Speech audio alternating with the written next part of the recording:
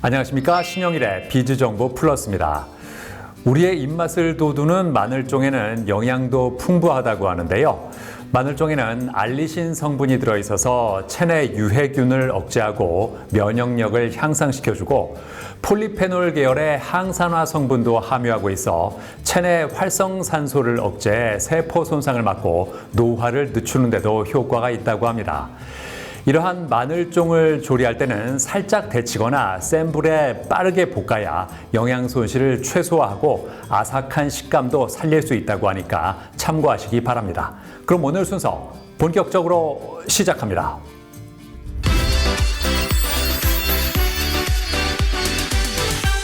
치과 치료가 필요하지만 통증에 대한 두려움 때문에 치과 방문을 망설이는 경우가 적지 않다고 합니다. 특히 임플란트처럼 외과적 수술이 필요한 경우에는 그 부담이 더욱더 커진다고 하는데요. 자, 그래서 이번에는 수술 시의 통증과 불안감을 줄일 수 있는 의식화 진정법 임플란트에 대해서 자세히 알아봤습니다. 치아는 한번 손상되거나 상실되면 자연적으로 재생되지 않는다고 합니다. 치아가 없으면 단순히 미용상 문제를 일으키는 것뿐만 아니라 소화장애, 발음 문제 등 다양한 부정적 상황을 초래할 수 있어 평소에 관리를 철저히 해야 하는데요. 이미 치아를 1개 이상 상실했다면 늦기 전에 치과 치료를 받아야 된다고 합니다. 요즘에는 다양한 치과 치료 중에서도 임플란트 치료를 고려하는 사람들이 늘고 있다는데요. 현대사회가 고령화 시대로 접어든 영향도 있지만 더 중요한 건 사람들이 삶의 질에 대한 관심이 높아졌기 때문이라고 생각합니다. 예전엔 치아가 없을 경우 잘 씹히지 않더라도 다른 마땅한 대안이 없어서 틀니를 사용했었지만 요즘에는 임플란트라는 대체제가 내 치아처럼 정말 잘 씹히기 때문에 만족도도 높고 그래서 환자분들이 소문도 많이 내시고 그렇기 때문에 많이 찾고 있는 것 같습니다. 임플란트는 자연 치아와 흡사한 심미적 기능뿐만 아니라 저작 기능까지 우수해 선호도가 높은 편이지만 수술 과정에서 발생하는 출혈이나 통증에 대한 부담 때문에 치료를 미루는 사람들이 적지 않다는데요. 이런 경우에는 의식화 진정법을 활용한 임플란트 치료를 고려해 볼 수 있다고 합니다. 이 치료는 환자가 심리적 부담을 덜 수 있도록 가수면 상태에서 수술하는 것이라는데요. 우선 기본적인 구강 검사와 함께 CT 촬영을 통해 잇몸뼈 상태를 정밀하게 확인한다고 합니다. 그리고 환자의 전신 건강 상태와 복용 중인 약물, 과거 병력을 꼼꼼하게 체크한 뒤 의식화 진정 치료가 안전하게 가능한지 충분히 평가한 후 수술을 진행한다는데요. 수술 시 환자의 상태를 확인하고 진정 약물을 투여하게 된다고 합니다. 수술 중에는 모니터링 장비를 통해 환자의 혈압과 맥박, 산소 포화도를 계속 체크하면서 임플란트를 식립한다고 하는데요. 의식화 진정법은 비교적 안전한 방법으로 알려져 있지만 다른 의료 행위와 마찬가지로 일부 환자에서는 부작용이 나타날 수 있습니다. 대표적으로는 치료 후 졸림이나 어지러움, 그리고 가벼운 두통, 메스꺼움 등이 생길 수 있는데요. 하지만 시간이 지나면 자연스럽게 회복되는 경우가 대부분이에요. 그리고 수술 후 유지 관리를 소홀히 하면 임플란트 주위염 같은 부작용도 발생할 수 있으니 평소에 치간 치료를 잘 사용해 주시고 정기적으로 치과에 방문해 검진을 받는 걸 적극 권장해 드립니다. 통증에 대한 두려움으로 임플란트 수술을 주저하고 있다면 의식화 진정법을 통해 통증에 대한 부담을 덜고 편안한 상태에서 치료를 받아보는 건 어떨까요?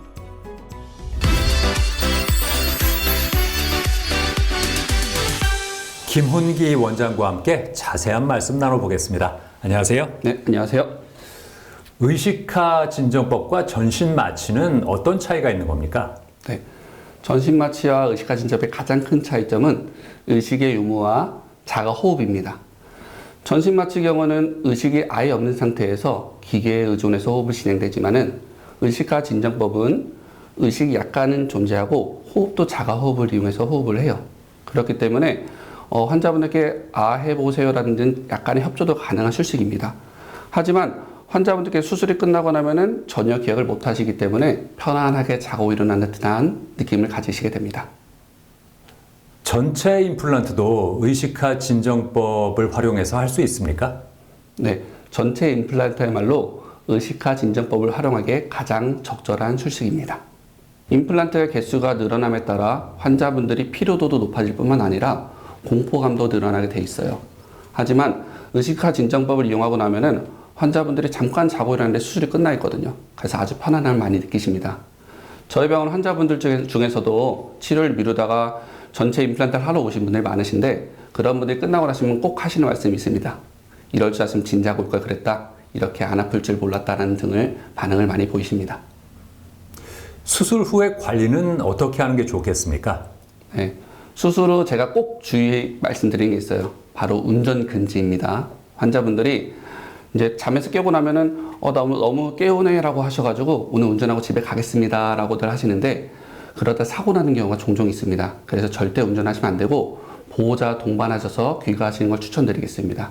그리고 당일에 무리한 운동, 과격한 운동은 피해 주시고 처방받은 약을 다 드셨는데도 불구하고 피가 계속 난다든지 통증이 너무 심하다고 하면은 치과에 전화 주셔서 문의하시면 되겠습니다. 치과 공포증이 있는 분들께 어떤 조언을 해주고 싶으세요? 치과 공포증이 너무 심하셔서 치료를 미루시고 계신 분들이 아주 많습니다. 근데 치과 진료를 미루다 보면은 치료할 게 정말 산더미처럼 늘어나게 돼요.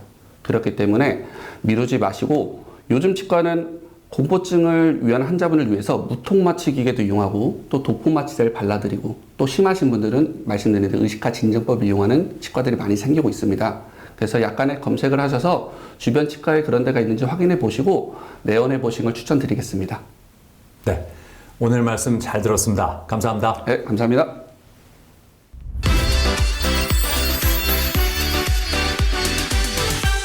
주방에서 자주 사용하는 행주는 제대로 관리하지 않으면 세균이 번식하기 쉬운데요. 관리법을 알려드리겠습니다.